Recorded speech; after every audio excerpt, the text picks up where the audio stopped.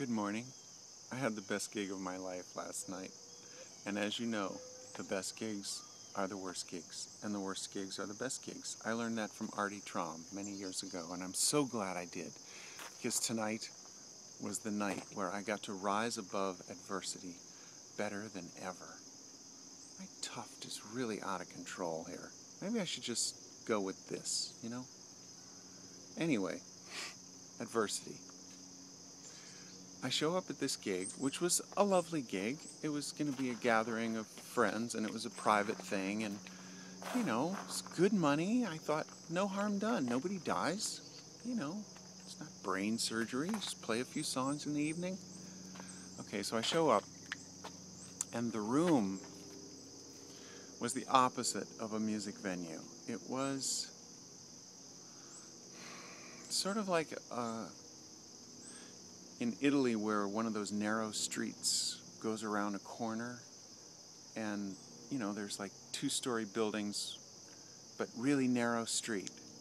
The room was divided in many ways. It was divided. There was one wing that was maybe 50 or 60 feet long, but only 12 feet wide.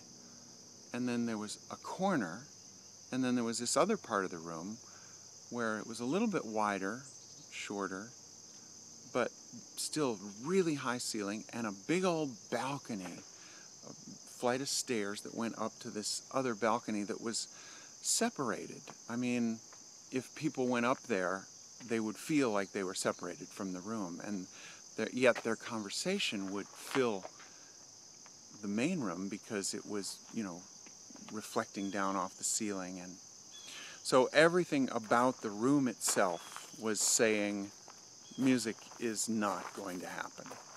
There's going to be conversation and maybe some background music. That's with the vibe of the room itself.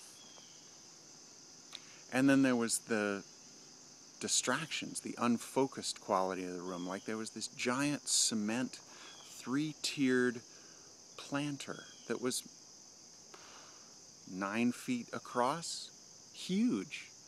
And so it blocked all the sight lines for half the room, and that was kind of in the center of the room. So the tables were scattered everywhere, and it was just not a place where, anyway. And then there was the wine cooler, so to speak. It was really hammering out this, you know, the compressor on the cooler was making this noise, a really, you know, like 40 dB of just white noise crap. Oh man, it was interesting. So that meant that music didn't stand a chance, and I was feeling really like my attitude was plummeting. But it gets better. I mean, it gets worse. You see, the sound system, if you want to call it that, was made completely out of cheese. There might have been some chiclets for dials, but it was cheese. And just no phantom power, no EQ, speakers that made a little mid-range, nothing else. So I thought, okay, I can make this work. I can use my Bose preamp, and I will, you know, run my vocal through it instead of just using it for the guitar. This is so cool that somebody put a wind chime in our tree. That just appeared. It's pretty cool. Anyway, pardon my hand, but I'm setting this in the tree so I don't have to hold it. So, anyway, back to the best gig ever. So the sound system made out of cheese. I made it work. I placed it in a way that was the best for what we had, and I gathered the tables, and you know, I basically said my prayers. And the beautiful, wonderful women who were organizing this gathering, they just assumed that there would be people who wanted to talk and there would be people who wanted to listen, and that would be okay. So they didn't know that I am no good at that. I don't have those skills. I can't like tell stories and talk if people are already talking. It just feels like I'm interrupting. And I know that it's my job and I know that I have to rise above, but I get scared in a situation like that where I think, this is not going to work. I'm not going to be able to give them what they need. So I was wondering, what's my place here? How can I do this? And so the next thing that happens is I discover that, there's this bartender who starts clanking away because this little courtyard room that we're in has a pass-through to the bar. And the bartender is working, our room. There's a bar on one wall there. But if he's facing us, then at his back is a whole other bar, the main bar. And there's this room sort of just through that little pass-through that is an active bar. And there's people and there's conversation and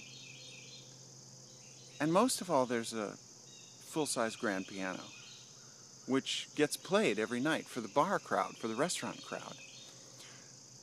But that meant that it was going to be played during when I was playing music. I asked, I said, well, when is she playing? And they said, yeah, from 7 to 9. I said, that's when I'm playing. That can't be right. I mean, it's 20 feet away, and it's a grand piano. And they said, oh, well, she'll play quietly. I said, no, that's impossible. You can't play a full-size grand piano quietly so you don't hear it from 20 feet away. They're made to fill, concert halls. It was just, that was the point where I suddenly realized, oh, this is not a gig. This is my guru showing up to say, hey, Dave, think you got a spirit practice? Watch this. See what you can do with your attitude now, Buster. And I said, oh, this is obviously not just, a tough gig. This is a conflagration of adversity that requires a sense of humor. So I said yes. I said yes to it. I said, okay, whatever keys she's playing in, I'll play in. And whatever she's playing will just be kind of an ambient, arrhythmic solo. Kind of a strange accompaniment.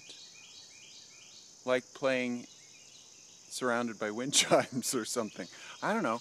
So at least they don't change key. So it's time for me to start playing. The people have gathered. They're wonderful people. They need me to be soulful and bright, a beacon of light. So I just say yes. So I listen for what key the piano is in. I pick a song of mine that I can play in a key that will harmonize with that, and I start in. And the piano is like doing these wonderful, like, whoa, just like, it's like dancing on a moving floor. There's this cascading little descending thing on the piano, and I sort of, like make room, kind of change my phrasing to work with it. And then I make up a custom song about ambient piano and about sort of the spiritual parallels of not fighting what is, but just really harmonizing our actions so that we're not spending all our energy fighting reality, because that's not going to do anything for us. And sure enough, after about 20 minutes of me playing, everyone in our little strange courtyard room is really listening, because they realize this guy is juggling chaos. And it's like, I'm juggling a a wine bottle full of wine and a chainsaw and a flaming... What? Something I can't even think. So anyway, at the end of the night, when I had finished playing, and I had made up several medicine songs spontaneously by request about wonderful little crazy things, and played beautiful soulful songs and had a sort of a philosophical continuity, you know, weaving the songs together, and it was full of compassion, and it was great. I just felt like I came from love, no matter what. And at the end of the night, I'm packing up my stuff, and I'm feeling like that was the best gig ever. That was the best gig ever. Because that was an obvious example of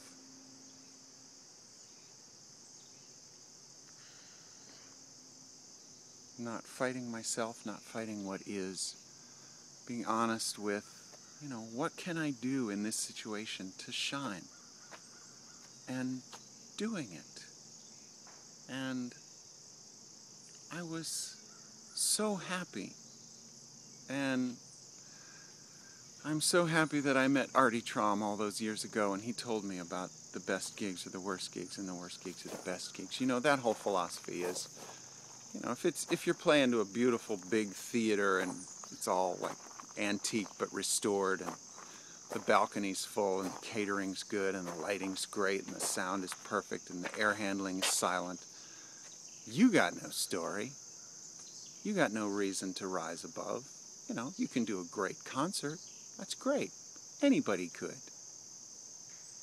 But what if you're playing, you know, in a gig where the level of distraction is so high that most people would not be able to even, like, remember the chords just because of all the chaos that's surrounding them. I mean, you start singing and the piano changes key. Like, we weren't, like, starting and finishing our songs at the same time. I would start into one of my songs, I'd be a verse in, and she would have finished her song and start another song in a different key. And obviously, I mean, I'm in the middle of singing a note, and I can hear what key she's in, and I am trying to, like, calculate. And I think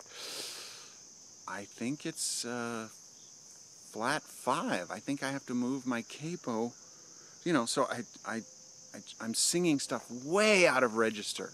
Singing stuff so that I can be in an appropriate harmonizing key.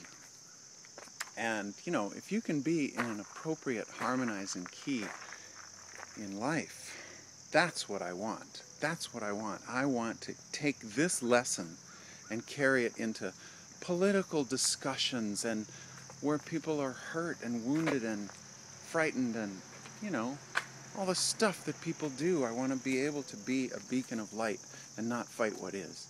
So that's why this was the best gig ever. And now there's a pinochle game, 5-handed pinochle, starting in 20 minutes next door.